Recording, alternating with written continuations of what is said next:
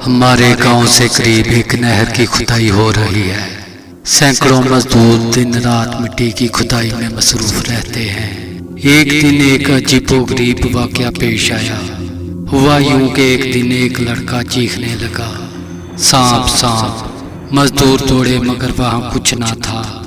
जब इस लड़के ने ऐसा कई बार किया तो ठेकेदार ने सोचा कि शायद ये नाटक कर रहा है, इसे भूख लग रही है, ये घर जाना चाहता है, इसकी हरकत से काम का भी हर्ज हो रहा है। चुनाचा इसने लड़के को छुट्टी देकर घर भेज दिया और दूसरे मजदूर काम करने लगे। कुछ हिस्से की खुदाई के बाद मजदूरों को एक सुराख नजर आया।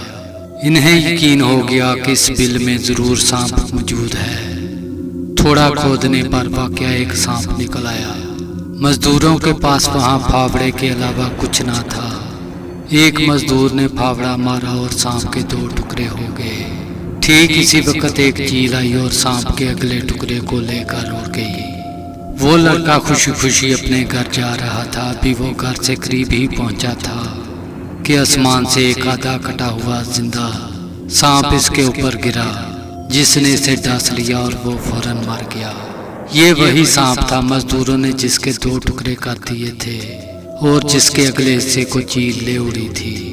इस लड़के को सांप वहां भी काट सकता था जहां वो नहर की खुदाई कर रहा था, लेकिन अल्लाह ताला ने इसकी मौत इसके कुछ मिनट बाद और इसके घर के करीब लिख दी थी। फिर चंद मिनट पहले और घर से दूर कैसे आती। दोस्तों, ये थी एक छोटी सी वीडियो। अगर आप मज़ीद इसी तरह की वीडियो देखना चाहते हैं तो हमारे चैनल को सब्सक्राइब करें।